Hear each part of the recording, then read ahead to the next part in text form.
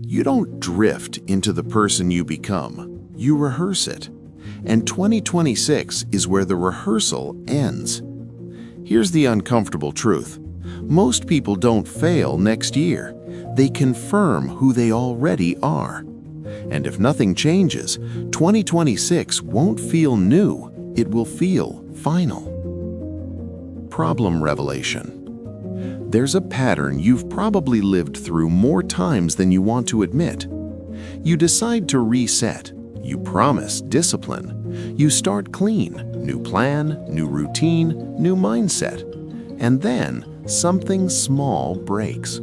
A missed day, a late night, a moment of, "I'll fix it tomorrow." Tomorrow becomes next week. Next week becomes silence. And eventually, you don't even feel disappointed anymore. You feel familiar. This isn't laziness. It's not a lack of motivation. It's a psychological trap most people never see. Every time you quit, you're not just stopping a habit, you're voting for an identity. And the scariest part?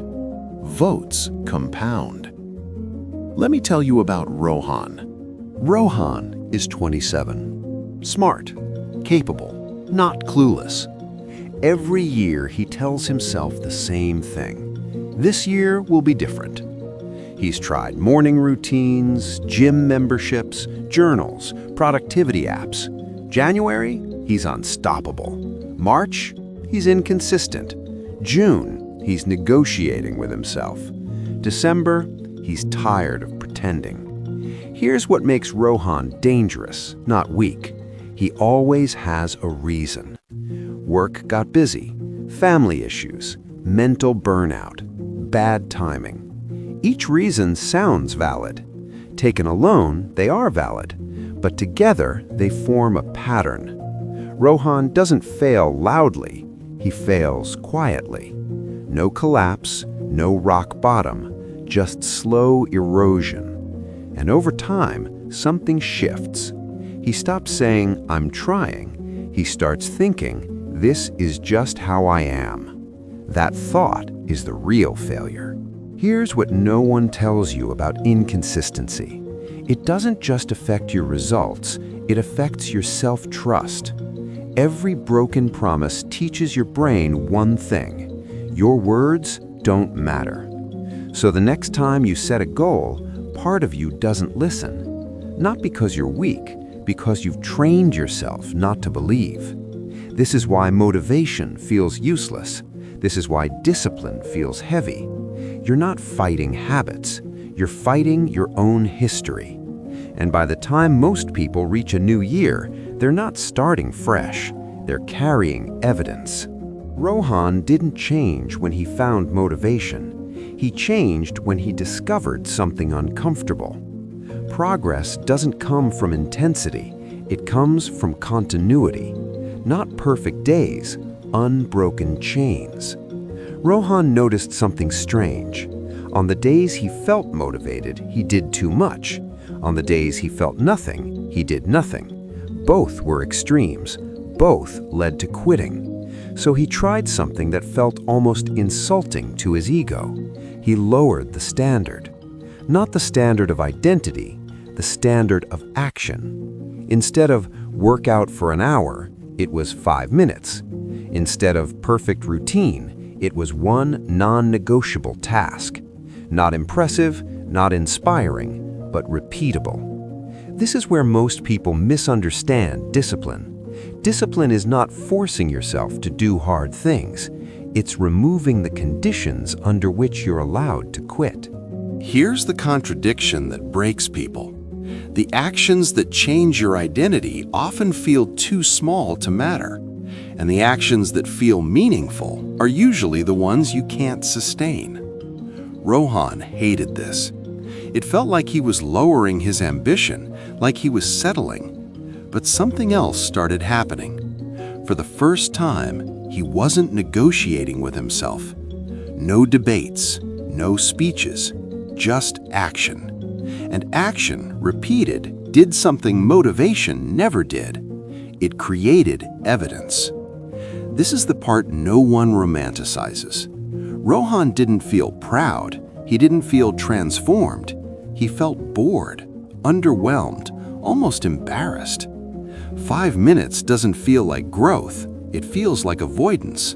And that's where most people quit again. Because boredom doesn't feel like progress. But boredom is often the sign you've exited the cycle of emotional dependency. No highs, no crashes, just presence. Consistency isn't exciting, it's stabilizing. And stability is terrifying if your identity is built on chaos. Here's the pressure point. After a few weeks, Rohan noticed something new. He didn't want to break the streak. Not because the habit was life-changing, but because breaking it would say something about who he was becoming. This is how identity actually forms. Not through declarations, through alignment. Rohan stopped asking, "Do I feel like it?" He started asking, "Is this who I am now?" That question is heavier and harder to escape. Months passed. Nothing dramatic happened. No viral breakthrough, no overnight success. But something subtle changed. Rohan no longer needed a reset. He didn't restart his life every Monday. He trusted himself. And trust changes behavior. When discipline becomes identity, effort decreases. You don't push, you default. You don't rely on motivation, you rely on structure. And slowly, without fanfare, consistency became automatic.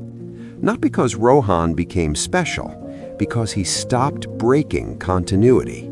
Here's why 2026 is dangerous. Not because it's a new year, but because it's a decision point.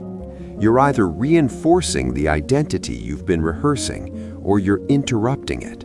Another year of quitting doesn't just delay success, it finalizes a self-image.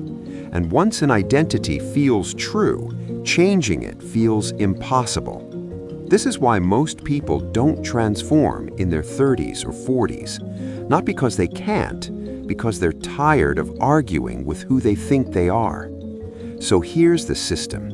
Not goals, not motivation, identity infrastructure. One rule: choose actions so small they remove negotiation. One standard: never miss twice. One focus: continuity over intensity. You don't need a perfect plan, you need a closed exit. Something you do even when it feels pointless, because pointless actions repeated become proof, and proof reshapes identity. So here's the real question. If someone watched your daily actions in 2026, not your plans, not your intentions, what would they say you believe about yourself? And more importantly, is that the identity you're willing to lock in?